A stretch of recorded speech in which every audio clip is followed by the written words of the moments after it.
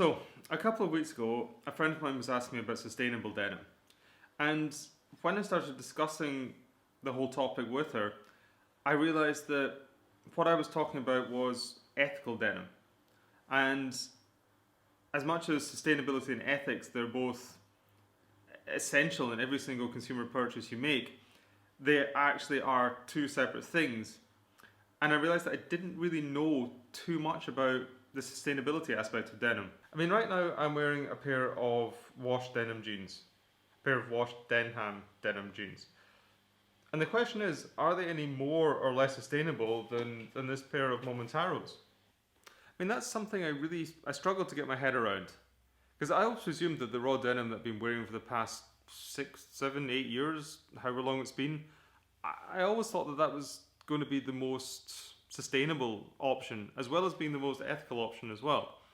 However, it might not be that way, because there's so many different stages, like so many different processes that go into making a pair of jeans. And you've got to have an eye on all of them if you really want to have a sustainable product at the end. So the denim for these Denham jeans, it comes from Candiani mills in Italy. Candiani, for the past, I'm not too sure for how long they've been working on this, but they've been making some serious leaps forward in being the most sustainable denim mill in the world. They've looked at every single aspect of what it takes to make a pair of jeans, and they have created processes and adapted their manufacturing methods at every single level to make it the most sustainable possible. So it comes back to my original question, are these Momentaros more sustainable than these Denhams?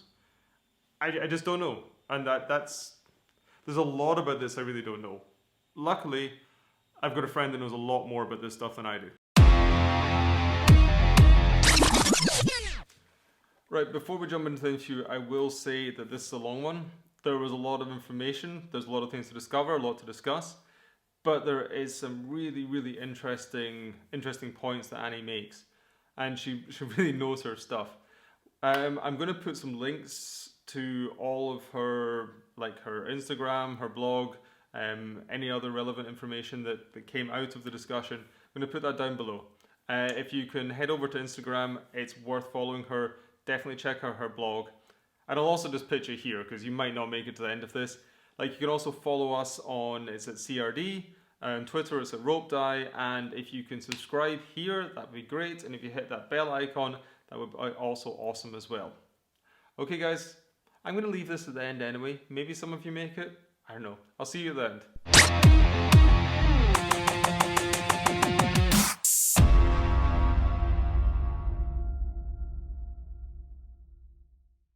Right, could we start off and could you just introduce yourself?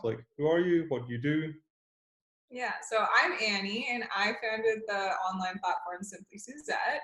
And Simply Suzette kind of aims to bridge the gap between the denim industry and the consumer through information sharing and education. Okay. How long have you been going for? Wow. So I actually haven't thought about this. I launched in April of 2018. So oh my gosh, it's April. So it's been 2 years. Okay, so when we first met, it really was Yeah, it was 2 years ago. Very first time. Yeah, April 20th will be happy anniversary to us and to Simply Suzette. Simply Suzette. But yeah, it's been 2 years. Oh, that's crazy. It's just gone like that. I know. But just for there's no doubt that sadly, denim, which is one of the world's favorite fabrics and certainly probably our favorite fabric, it's really, really environmentally unfriendly and very unsustainable. As bad as that is, can you tell us a little bit about that? Why that's the case and exactly why it is so damaging? Yeah, for sure. I mean, it's obviously gotten a lot better, but traditionally speaking, it takes 2,000 gallons of water to produce one pair of jeans from start to finish. So that includes kind of growing the fibers needed, the dyeing process, and then the finishing and washing processes as well. I know you're a raw denim kind of guy, but actually the bulk of the water that is used is in the fiber production stage. So you know, you might think you are buying a more environmentally friendly jean with the raw denim, which in theory you are kind of, but you know, the world kind of still wants that pre-washed look, and to get that look, methods like stone washing is involved, or sandblasting, which is actually a technique where sand is sprayed at the jean to get the fading and whatnot. But the people that are operating the sandblasting machines, the particles are actually, you know, they're getting into their lungs, and it's shortening their lifespan. Another thing used is PP spray, which is like a toxic bleach, and workers will spray that on as well. And if you're in a factory, you can see like it's this bright pink spray, and anyone who is operating one of these machines is wearing like a gas mask. So right away, you know, like that's a toxic substance right there, and something you probably don't want to be putting on your bodies as well. So, but I'd say like, yeah, like overall, like the reason traditional manufacturing of jeans is so bad is because it is so resource intensive, and also bad for the people making it. But you know, there are like a lot of people who are moving the industry forward, and the denim industry is really amazing, getting everybody to work together and kind of becoming more efficient, and not only environmentally friendly, but I'd say that efficiency creates eco-friendliness too sometimes. So, you know, it's common to see people saying like the fact that they're saving X amount of water, but really at this stage in production, that's the bare minimum that you could be doing. I saw one brand saying like, oh, we save 50% of the water used, and like compared to traditional denim manufacturing. But that's really, you know, that's almost laughable to me now, because it's so easy to use less water. And honestly, it's like cost efficient for the brands and the manufacturers doing it too, because you're using less water. But I'm kind of getting into the sustainability stuff already. Do you want me to No, go? no, go for it. Yeah, like for the finishing like aspect of water usage is what people mostly think about, like when they think about stone washing and just getting those aged looks from jeans. That's where people think all of the water is used. To combat that, like laser technology has proven to be very successful in reducing the amount of water needed in the finishing process. It virtually needs no water to achieve like the whiskering and fading that we all want. There is like a quick rinse needed after to kind of clean it up and just get it looking, you know, presentable and not so. I don't know if you've seen one of those videos of a laser cutting into or like doing it, but you can tell it looks very unnatural, I'd say, at first. So like that rinse will help make it look more natural. Then like the jeans are put on sort of a form, and then a yeah, laser is used to sort of burn away the top layer of the indigo. Is that right? exactly. And I've seen like some machines that also like lay the jean flat, and they'll have like the lasers do it from that way too. But yeah, most of the ones I think are when they put on that blow up form, like it'll put it on the fake legs and it blows it up basically with air, and so that it gets all the fades evenly and fitting you properly as well. So that's really fun to watch. Everyone loves watching those laser machines, but those have been around for years, to be honest. So it's good people are actually using them and seeing them as an environmentally friendly option.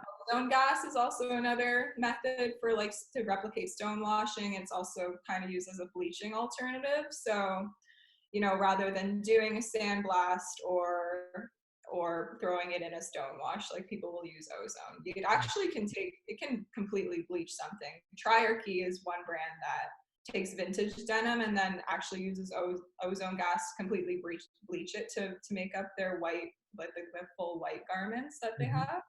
So that's really cool that it can actually like bleach from indigo to white.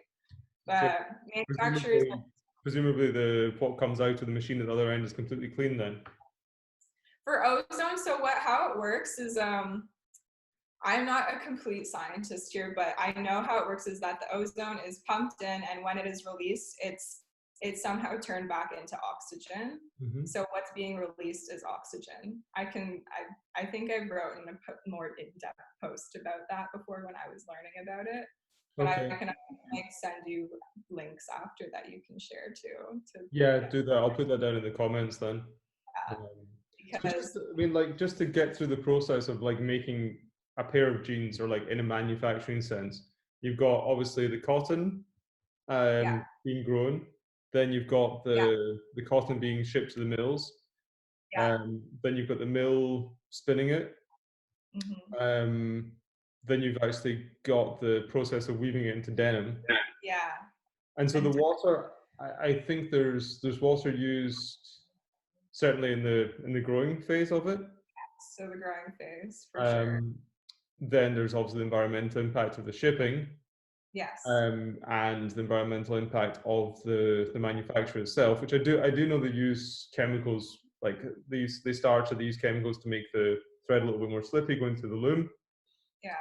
But and then I guess that's when the water heavy processes start. So the sanitization that uses a lot of steam and energy, and then Yeah. after that, once they've been made into a pair of jeans, which it can also be an unsustainable act, that depending on how the factory is run, and certainly like pretty sort of unethical too. Yeah. Ethics definitely play into it too. Yeah, but then at that point when you've got like, so to say, like a proper raw pair of jeans, then they go off onto the really sort of environmentally damaging part. Is that right? I mean, I wouldn't say so much so. It depends. It obviously, like chemicals have a bad rap. Like obviously there are toxic chemicals, but when chemicals are used properly, they're not harmful. Mhm. So, there are some instances where raw denim might not be so bad compared to say a washed version using sustainable methods. It might have the same impact. What I like to point out is that usually with producing anything in general is just unsustainable. So if you can get your head around that, then it's now weighing the trade-offs of everything. So, I mean, for raw denim, if you are using, for example, organic cotton, that cuts water in the fiber cultivation stages. And I actually think it's if a stat I've seen is like it takes 2,900 gallons of water and 1,500 gallons is used for growing enough cotton to make that one pair of jeans. I usually hear 2,000, but on that example, it was 2,900 gallons of water and then the 1,500 for that. So it's always just trying to find the better trade-off. So if you used 100% organic cotton, then maybe instead of doing a traditional dyeing method where dyeing also requires water. So after you said, the yarns are spun into yarns, then they're actually dyed, Yeah. usually using these big boxes, and then they'll just be dipped in and dipped out. But there's actually something really cool that came out last year, and it's I think it was Tejedo's Royo that invented it, but it's foam dyeing. So foam dyeing now, actually, instead of using the water involved, they claim that it uses no water at all. And after researching it a bit more, the foam is created with like a watery kind of solution. So I don't know what the solution is. That's the one thing. But a watery solution disperses the dye on the yarns rather than actually having to dip it. So that's kind of like what, like if the claim that it uses zero water Mhm. is true, then that's really cool. So say you had organic cotton, the yarn was foam dyed, then you really do have like a sustainable pair of raw jeans, and you're not adding in any washing after that too, which means you're not exhausting our finite resources. Yeah, I mean, I think I keep having to remind myself that, I mean, like the raw denim is for a very, very small percentage of people. And so the move towards like making a sustainable pair of jeans that are also washed and actually like commercially viable, that's like the really important and really interesting part of this now. And Yeah. like, yeah, as much as I love raw denim, and I guess like probably a lot of the guys in the audience are loving raw denim, it's definitely not for everybody. So I think those moves in the industry to make it more sustainable is super important. Yeah, definitely. And for raw denim, would you ever try, like, because another thing, like just with the fiber and how it's so water intensive, pesticide intensive, and just chemical intensive to grow regular cotton, people have been experimenting with like using hemp, linen, and then tencel is a big one, and then recycled cottons and recycled tencel that's mixed with cotton too, that's called refibra. Mhm. Would you like buy a pair of jeans, or would you like a pair of raw denim jeans that wasn't 100% cotton. Maybe it was like 50% cotton, or like 60% cotton, 30% hemp, and 10% tencel. I've got absolutely no problem with that at all. Like really none. I mean, for me, the most important thing for any of my clothes, and jeans is just like, yeah, one like passion, obsession, or whatever. But it goes for all my consumer choices. Is that they are as sustainable as they possibly can be, and that they're as ethical as they possibly can be. And Yeah. I've got no problem experimenting with different fibers. I think I've got a pair through there that have got some hemp in them. Cool. I've got a sample pair from Candiani that have got tencel in them as well. And Yeah. really, really good jeans. Like they're really good jeans. They're very well made. I've even got a pair of wash jeans from Denham that Okay. were Yeah. washed and made in Japan. And Yeah. that's it's another level where 5 years ago, 3 years ago, I wouldn't have really looked at it. I was being a bit snobbish. But these jeans are done in the best possible way that they can, and they're an interesting part of this whole like look as it is. Yeah. Yeah. So like yeah, like I'd say for when you're looking for a pair of jeans, it's like looking what's in them. So maybe if you notice that it says organic cotton on the tag instead of just 100% cotton, that's like a step in the right direction, and in raw denim and whatnot. But I would have to say I'm not an expert in raw and selvage denim. I personally do like the washed look, unfortunately. I have two pairs of raw jeans, one from Nudie, and then one I made myself actually at a workshop at Black Horse Lane that was hosted by Mosin Shitsuji. Oh, when did So you do that? I did that 2 years ago now. That was like right after I launched. Because I wanted to know like what goes into making a jean actually, and you really don't know. That's another thing I find consumers are just so disconnected from the supply chain that we might be talking, or brands might be being like, oh, like instead of using this much water, we're actually using ozone gas now. The consumer has no idea what that really means. They'll be like, oh, okay, cool, like whatever. But they have no idea what processes and steps are in place to make a good, like a good quality pair of jeans. And so that's why I find a lot of the people end up they end up buying worse quality because it's cheaper. But I always suggest buying quality because longevity is the best thing we can do. I mean, that kind of okay. I'm going to like cycle back a little bit on something you talked about a second ago, which was, I mean, a lot of brands are using sustainability as a buzzword, and you get this sort of greenwashing effect going through the entire industry. Yeah.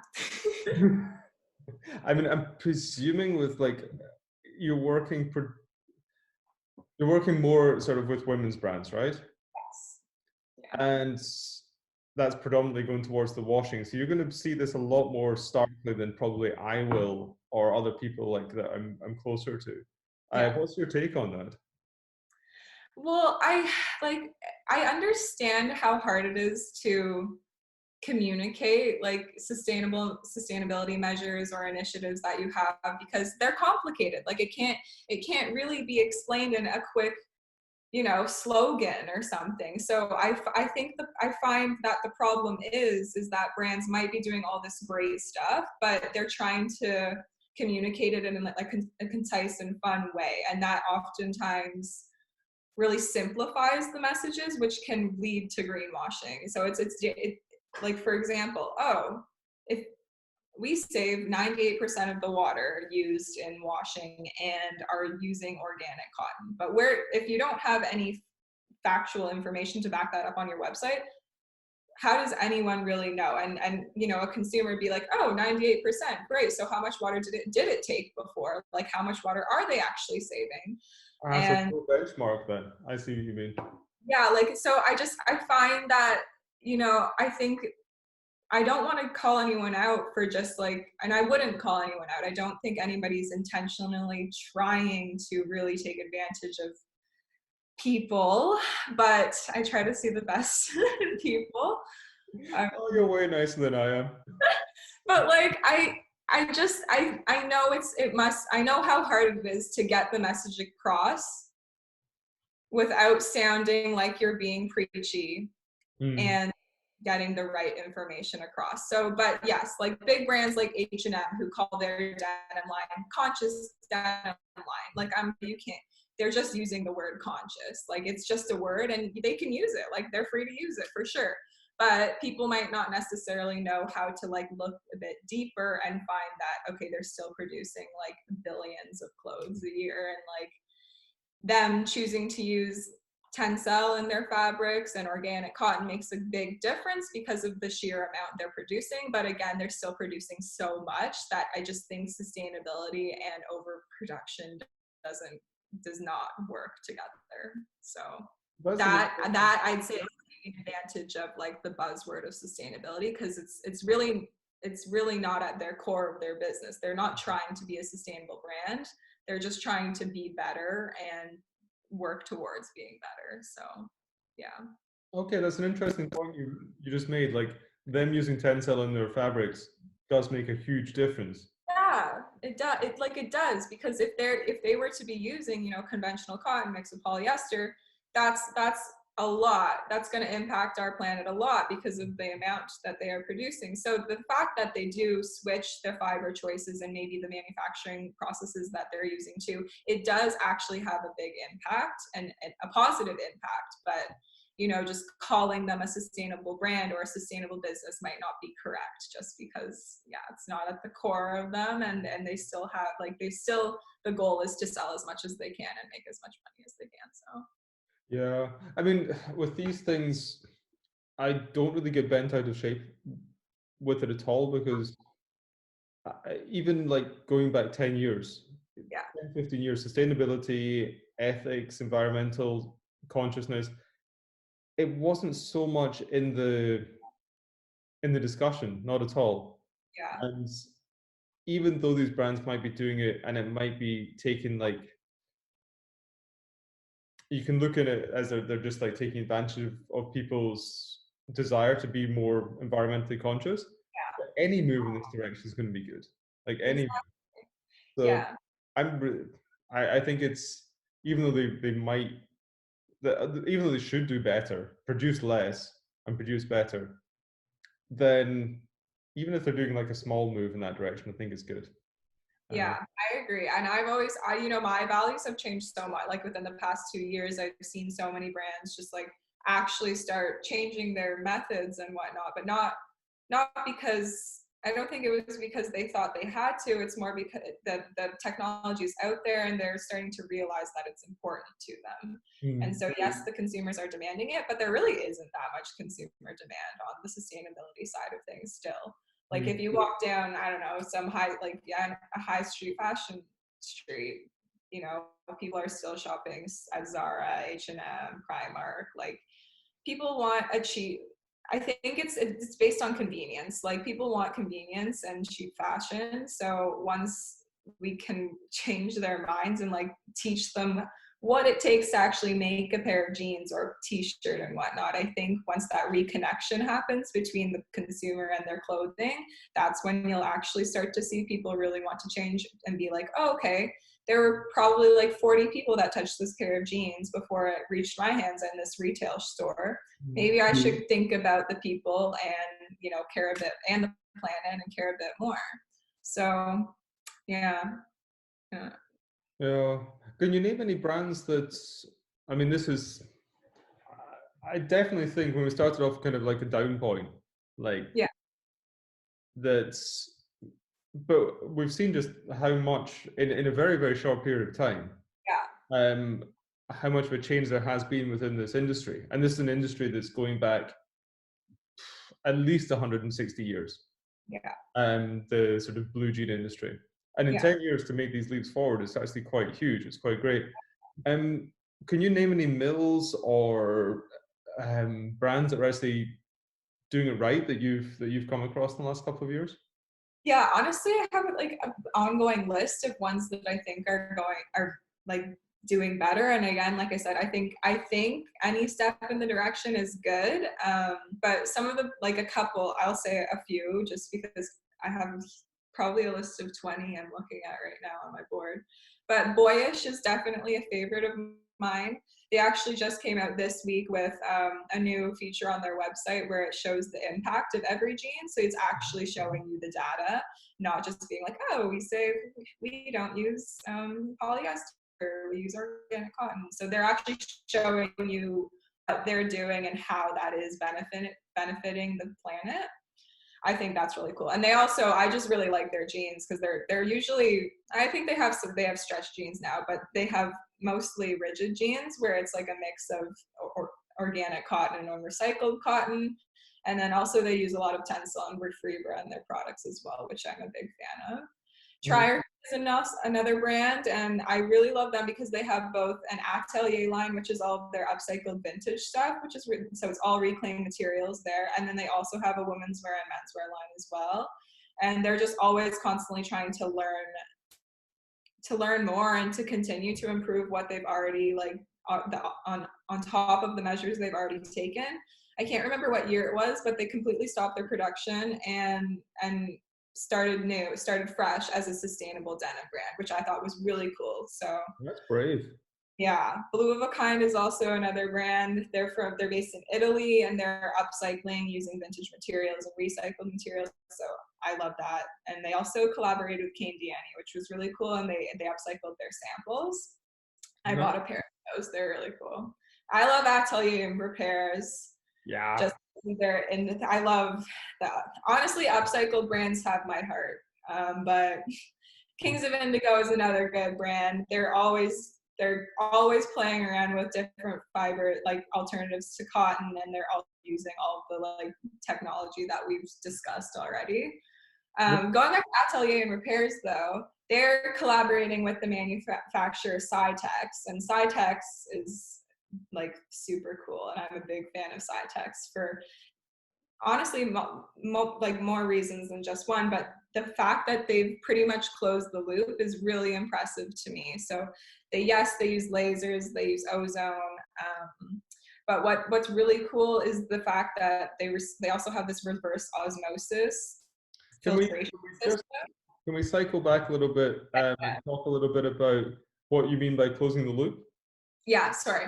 So basically, we operate on a linear kind of model right now where jeans are produced, someone buys them, and then they throw them out, basically. But with this, it's kind of like a circular economy model. I'm sure people have heard that terminology nowadays. It's kind of becoming a buzzword too, circularity.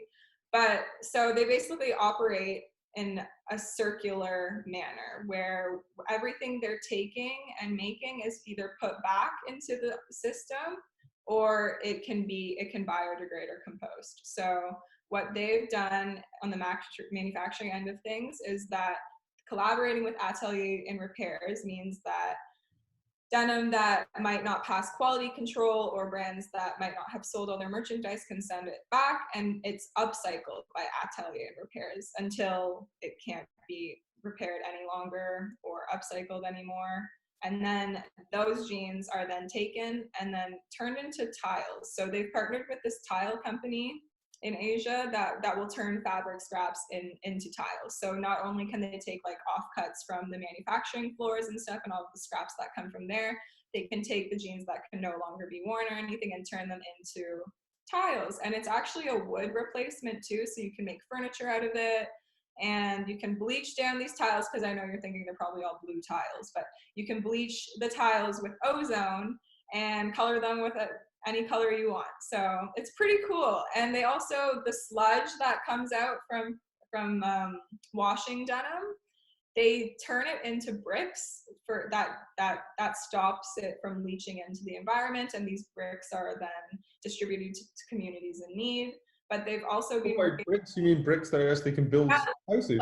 Literally, they mix the sludge with concrete, and they turn them into legitimate bricks for building houses. That's nuts.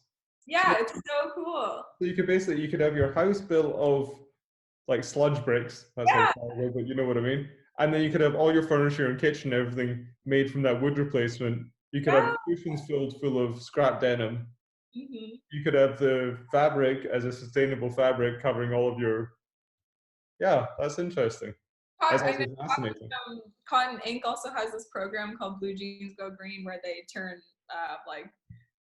they turn, I guess, recycled cotton, old clothes, scraps into insulation for your house. So that also could be added in there. Yeah, the moves that are being made are really, they're actually quite startling. Yeah, exactly. So it's really cool, the technology that's out there. It's just like, you know, making it less expensive and getting everybody on board. If everybody was on board and would adopt these technologies, you know, the price would come down obviously too. So Mm. it's just working together and collaborating with everyone and working It's towards small steps. It's really small steps. Right. I mean, I guess we've touched on the last point as well a little bit with this upcycling, and yeah. that's using, so to say, old clothes or secondhand clothes to make new clothes out of. Where do you stand in the secondhand market? And I don't mean the vintage market. I'll say vintage market is the Levi's Big E's from back in the 50s or something. That's like vintage. There's people collecting this kind of stuff, at least in this field. That's definitely been adopted as too much of a buzzword. I see stuff like I wore in the 90s being called vintage these days, which makes me feel really fucking old. But anyway. but but apparently I was I don't know where I was reading it, but apparently you can call something vintage if it's 20 years old. So that means that something from 2000 is considered vintage, which makes me feel really old too. So That's just depressing. No, it's just secondhand. yeah, so like see that for me, in my opinion, like that's secondhand, right? And I'm sure a lot of your viewers agree with that too. And with all these resale and secondhand apps out there, and you know Etsy too. I don't know if Etsy's everywhere in the world. Yeah, it is.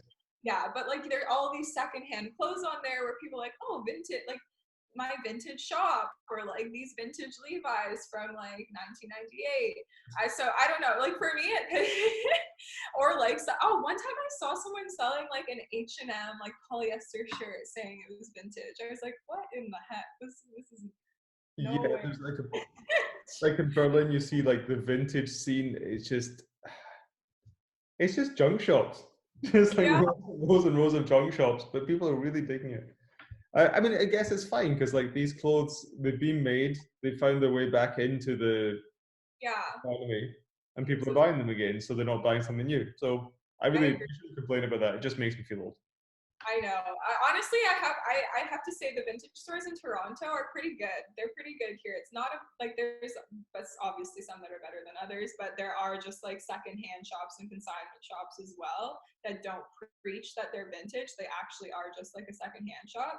But you Mm. know, have you heard of ThredUp before? Which one? ThredUp. Mm-mm. I think it's just in America, but they predicted that secondhand fashion is going to overtake fast fashion by 2030. And like I do, and honestly, there is such a movement of people secondhand shopping at thrift stores and like charity shops and whatnot. And you know, a lot of like honestly, like all of my best friends, we only secondhand shop now. Like if I'm gonna buy something, I will go to the thrift store and I will look for it. And I'm lucky that I go often to the thrift store, so I usually can find what I'm looking for. Mm. But I see it as such a good way to keep clothes in the system that might not, you know, aren't ready to be recycled yet. But I think this kind of goes back to buying quality too. So if we were to buy quality, right, we would keep these clothes running in the system for much longer than say donating our, you know, blended poly cotton H&M shirt. Like the next person that buys that, it's probably not going to last longer than them because after a few washes, it's going to be a rag. And Mm. so I think I really do see the secondhand market as like a part in solving the sustainability issue in fashion, and it goes back to the point of using good materials and making them last longer too. So not only just buying something that's good quality, but taking good care of it yourself as well. What you said before about making more of a connection with the clothes, Yeah, not just yeah, just feeding our like consumer impulse, but actually like connecting with a piece that you really enjoy. And there's for me, and I think for a lot of other people as well, there's a part of the fact that that these things cost a lot more that is part of that. You know, if you just drop, I don't know, $25, I don't know how much a pair of H&M jeans cost, but $25 or something. Yeah, you don't think about that very much, but if you're dropping a couple of hundreds, you really think about this garment. Yeah. You really want to wear it, and Yeah. that goes over every consumer purchase that anybody should make as well. Yeah, you should really love it. Like, and you know, I don't know. People always ask me, what should I be buying? And my response is always just buy what you're gonna use well. Take good care of it. You can't shop your way to sustainability. So it has to really be like a shift in your mindset. And when you realize you don't need like this constant newness all the time, you can really start to think about your purchases with like more intention, I'd say. And yeah, especially when you're kind of, racking up the money, like kind of pumping yourself up to spend $250 on those jeans, like those good quality jeans that are going to last you for years.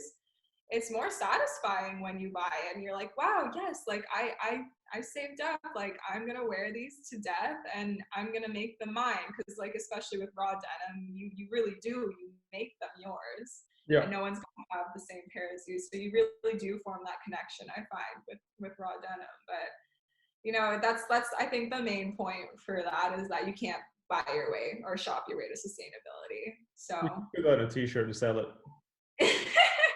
that. Well, I mean, yeah, with good quality. See, I was actually thinking about this point for resale, because this resale buy and resell market is huge right now. But with jeans, if you were to buy like a good quality pair of jeans and wore them in, and had your own wear patterns and whatnot, would those be resellable? Would people want to buy those? I think yes, because if Nudie Jeans does this now, they have actually their reuse line. So customers will bring back their jeans, they repair them, clean them, and then resell them, and they look sick. Like they look really cool as like another line. Like, so I think that buying good quality is the best thing we can do to keep everything cycling through. So at night, I agree. I mean, I'm quite good mates with the guys in the Red Wing stores here, and it's quite the same as raw denim. You know, you've got a pair of Red Wings for a very long time, and they look better the longer you use them. Yeah. And so just hanging around there, every time I'm in the store, even if it's just popping in to buy a pair of laces, like for 5 minutes, somebody comes in and asks if they can buy one of the vintage pairs they've got in the windows. So if you've got a pair of jeans that somebody's worn in, I guess there's a market for that. I mean, I remember, Hyatt Denim in Wales? Yeah, I've heard. Yeah. So he did that a few years ago. I know that Nudie are doing it as well. So there's probably that market. I think there is. And for me, when I'm shopping for vintage jeans, like I love the wears, and I personally like the look of like dirty jeans, but I know some people don't like that. But I really do. I think that secondhand will play a large role in the fashion industry going forward. Yeah, I certainly hope so, and more consciousness from people as well. Yeah, for sure. Yeah. I think it's just step by step in the right direction. Is there anything else you feel like that's fundamentally important to your message or the message of sustainability, environmental issues that we've not covered? Mindfulness. It's honestly all about mindfulness. Just taking a second to think before anything. and it's really a shift that has to, like, it started for jeans for me, weirdly. But once I started paying so much attention to how we could be better in the denim industry, it started trickling into other areas of my life, and it just became so much easier to be a conscious consumer in general when I wasn't just focusing on like, okay, what can I buy that will make me a better person? It's like, no, okay, what can I do like to make me a better person? It's a mental shift that needs to happen. You had your gateway with denim? Yes, yeah. And then it rolled out to other parts of your life. Yeah, exactly. Because I wouldn't call myself like a denim head, but I mean, I am now. But before I wasn't. I just loved jeans and I really appreciated the quality of them. I don't know why. I just have been fascinated with jeans my whole life. And when I learned that they were the second worst garment to produce besides leather, I was like, what the heck? I mean, there must be some people doing something differently. And so I started researching all about it, and that trickled into, you know, like all areas of fashion, and then yeah, the rest of my life after that. I mean, we can finish on this point, like, or this question. How did you get started with this journey? I think it was because of one of my professors. We weren't taught, like, I did a fashion postgraduate program after I did uni, but it was one of my professors that noted to me, because she knew I liked denim so much, that it was so bad, and we were kind of encouraged to watch that. Oh crap, The True Cost. We were encouraged to watch the True Cost movie, and she was like, you know what? There's also one called River Blue that I think you should watch, and that kind of opened my eyes up to how bad the fashion industry was. Like, I honestly had no idea. Like, I had no idea. I was shopping at Zara. I was shopping at H&M.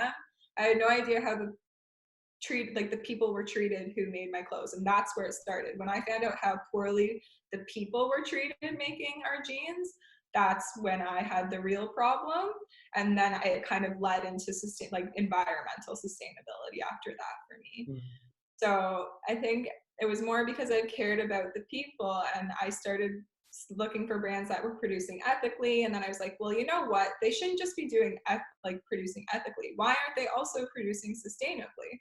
So Mm. that's when I went on a mission of like searching for denim brands that were doing everything right. And I didn't find much at the time, to be honest. So that's when I had the idea. I was like, sorry, yeah. And that's only 2 years ago, right? Yeah, I started researching probably about 4 years ago Mm-hmm. now.